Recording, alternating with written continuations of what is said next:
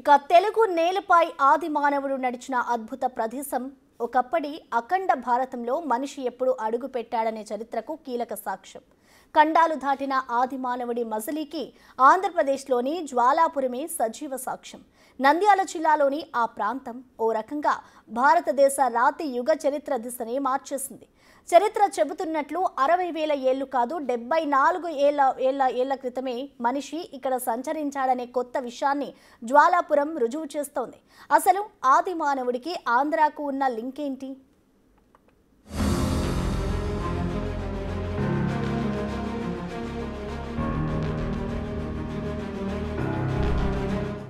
డెబ్బై 75,000 ఏళ్ల నాటి చరిత్ర.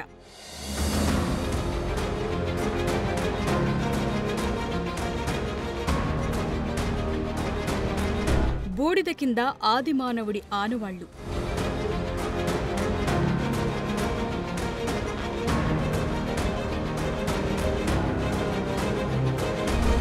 జ్వాలాపురం ఏం చెప్తోంది?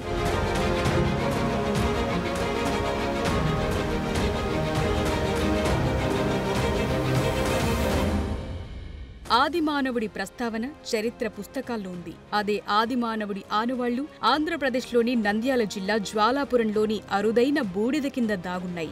ఈ చారిత్రక ఆనవాళ్లపై అవగాహన లేని స్థానికులు ఆ బూడిదను టన్నుకు 1000 చొప్పున అమ్మేసుకుంటున్నారు. శాస్త్రవేత్తల అధ్యయనాల ప్రకారం సుమారు 74,000 ఏళ్ల కిందట ఇండోనేషియాలోని సుమత్రా దీవుల్లో టోబా అనే అగ్నిపర్వతం పేలింది. ఆ పేలుడు ప్రభావం భూమిపై 10 ఏళ్ల పాటు ఉంది. ఆ విస్ఫోటనం వెదజల్లిన లావా బూడిదలా మారి ఓ పొరల భూమి మొత్తాన్ని కప్పేసింది. సూర్యకాంతికి అడ్డుగా మారింది. దాంతో మంచు యుగం నాటి పరిస్థితులు ఏర్పడి మానవ జాతంతా అంతరించే ప్రమాదంలో పడింది. కొంతమంది మనుషులు మాత్రమే ఆ ఉపద్రవం నుంచి బతికి బయటపడ్డారు. ఆ లావా భారత్లోనూ కొన్ని చోట్ల పడింది. జ్వాలాపురంలోనూ పెద్ద ఎత్తున బూడిద పేరుకుపోయింది. ఈ లావా బూడిదను పురావస్తు శాస్త్రవేత్తలు పరిశీలించి తవ్వకాలు జరిపారు. ఆ బూడిద పొరల కిందే ఆది మానవుడు వాడిన రాతి పనిముట్ల ఆనవాళ్లు కనిపించడంతో శాస్త్రవేత్తలు ఆశ్చర్యపోయారు.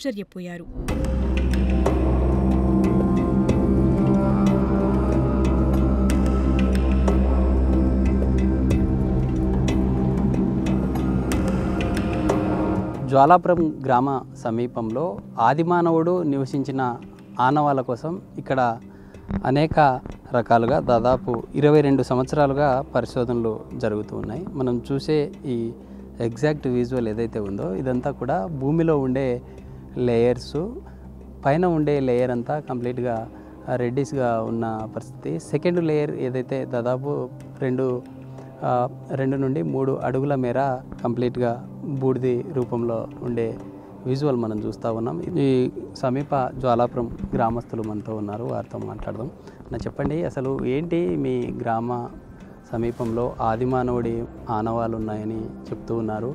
గతంలో ఏదన్నా మీ పెద్దవాళ్ళు చెప్పడం కానీ ఏదన్నా ఇక్కడ లభ్యమయ్యాయి? 2021లో నుంచి అప్పుడు పరిశోధనలు చేసినారు, వాళ్ళు పనులు అయితే చేసినారు.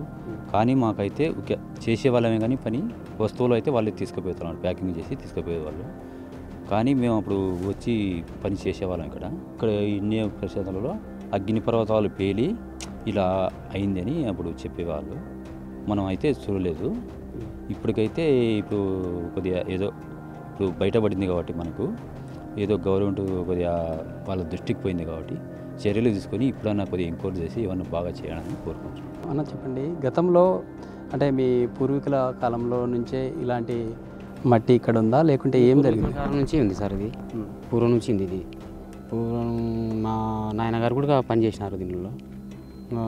ఇప్పుడు ఇది ఏమన్నా ప్రభుత్వం దృష్టికి తీసుకుపోయి కొంచెం డెవలప్ చేస్తారని మేము కోరుకుంటున్నాం. అంటే ఈ మనం చూసే ఈ మట్టిలో ఎలాంటి ఆనవాళ్ళు ఏమన్నా గతంలో ఆదిమానవుడికి సంబంధించిన ఆనవాళ్ళు ఏమన్నా ఇక్కడ లభ్యమయ్యాయి? అంటే ఇక్కడ స్థానిక మనం చూసే గుహలు ఏవైతే ఉన్నాయో అక్కడ ఆదిమానవుడికి సంబంధించిన ఆనవాళ్ళు ఉన్నాయి, ఇక్కడ కూడా ఏమన్నా లభ్యమయ్యాయి? అవి పరిశోధనలు చేసినారు, వాళ్ళు శాస్త్రవేత్తలు తీసుకుపోయినారు.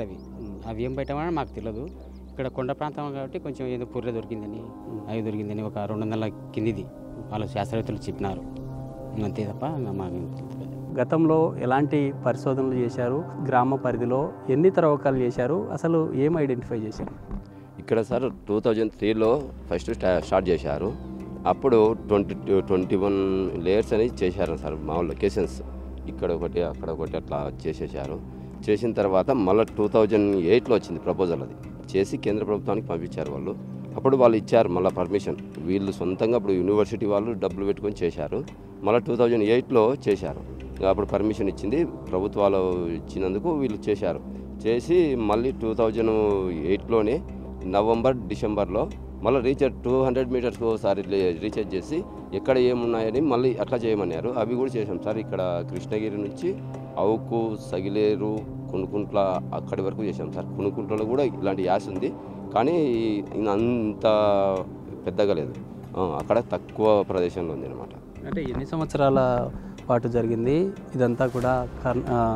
కర్ణాటక స్టేటు బళ్ళారిలో ఉంచారా ఇక్కడ ఉన్న లభ్యమైనటువంటి ఆనవాళ్ళని? లభ్యమైనటువంటి కర్ణాటక యూనివర్సిటీ నుంచి తెచ్చి బళ్ళారి మ్యూజియంలో పెట్టారు సార్. అవి బళ్ళారి మ్యూజియం డైరెక్టర్ సార్. అవి ఇప్పుడు ప్రస్తుతానికి రవి కొరిశెట్టారు సారే డైరెక్టర్ అయినా.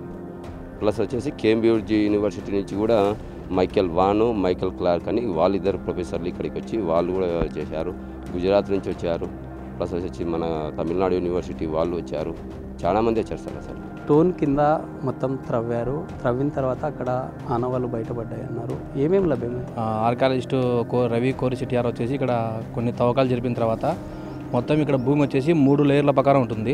యాష్ కింద వచ్చేసి మామూలుగా యాష్ టోబా విసవడం జరగక ముందుకు ఉన్న మట్టి కింద కొన్ని 215 అవశేషాలు దొరికినాయి. దాని తర్వాత 2 మీటర్ల వరకు మాత్రమే ఈ యాష్ అనేది పడింది. దానిలో కూడా కొన్ని అవశేషాలు దొరికాయి. దానిపైన కాలక్రమంలో ఈ వర్షాలకు గాలి దుమ్ము దానిపైన మళ్ళీ ఇంకొక మట్టి లేయర్ పేరుకుంది. దాంట్లో దొరికిన అవశేషాలు వచ్చేసి 40,000 సంవత్సరాల కింద అని చెప్పేసి వాళ్ళు గుర్తించారు. ఇక్కడ దొరికినటువంటి అవశేషాలని ఆది మానవులు నివసించిన ప్రాంతాన్ని వాళ్ళు కొద్దిగా డెవలప్మెంట్ కోసం వాడి పర్యాటకులకు కొద్దిగా వస్తే కనుక ఈ ఊరు, ఈ మండలం కొద్దిగా పర్యాటక రంగంగా అభివృద్ధి చెందుతుంది. ఈ చుట్టుపక్కల కూడా పర్యాటక పరంగా అన్ని గుళ్ళు, కొన్ని కేవ్స్ ఉన్నాయి. వాటిని ప్రభుత్వం గుర్తుపెట్టుకొని దీని మీద మరి కొద్దిగా ఫోకస్ పెట్టి దీన్ని అభివృద్ధి కోసం కోరుకోవాలని కోరుకుంటున్నాము.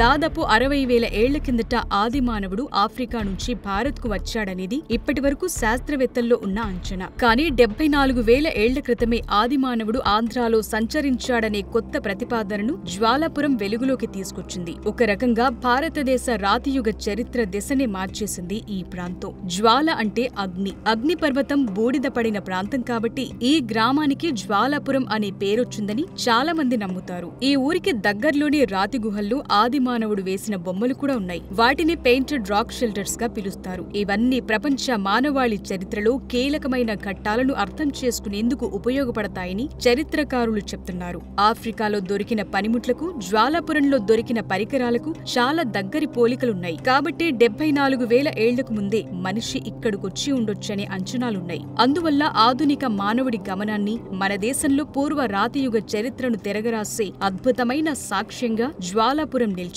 కానీ ఇదంతా గతం కాబోతోంది. ఎందుకంటే ఈ బూడిద కింద ఉన్న ఆది మానవుడి చరిత్ర కనుమరుగు కాబోతోందని ఆందోళన వ్యక్తమవుతోంది. ఇప్పటికే దాదాపు 90% బూడిద మాయమైపోయింది. ఇంకా బూడిద కోసం తవ్వకాలు జరుగుతున్నాయి. అందులోని చెట్ల అవశేషాలు, మనుషుల ఆయుధాలను వేరుచేసి బూడిదను మూటల్లో ఎత్తి అమ్మేస్తున్నారు.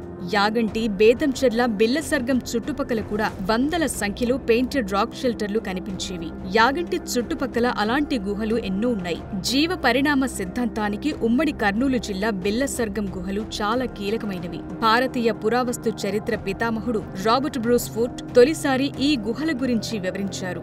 మళ్లీ ఈ గుహల్లో మనిషి జాడ కోసం ఆర్కియాలజిస్టులు గాలిస్తున్న తరుణంలో ఈ జ్వాలాపురంలో ఆది మానవుడి ఆనవాళ్లు బయటపడ్డాయి. 2004 నుంచి 2 ఏళ్ల పాటు ఇక్కడ పురావస్తు శాస్త్రవేత్తలు తవ్వకాలు జరిపారు. ఆ సమయంలోనే ఇది అగ్నిపర్వతపు లావా వల్ల ఏర్పడిన బూడిదగా గుర్తించారు. ప్రస్తుతం జ్వాలాపురం తవ్వకాల్లో బయటపడిన వస్తువులను కర్ణాటకలో భద్రపరిచారు. రాతి పనిముట్లు, ముఖ్యమైన అవశేషాలను బళ్ళారిలోని రాబర్ట్ బ్రూస్ ఫోర్ట్ మ్యూజియంలో భద్రపరిచారు. ఉమ్మడి కర్నూలు జిల్లా పరిసరాలు మానవజాతి చరిత్రకు, భారతదేశ రాతియుగ చరిత్రకు గొప్ప ఆధారాలు కలిగి ఉన్నాయి. ఈ ప్రదేశాలను స్థానికులు విధ్వంసం చేయకుండా కాపాడుకోవాల్సిన బాధ్యత ఉందనే అభిప్రాయాలు వ్యక్తమవుతున్నాయి.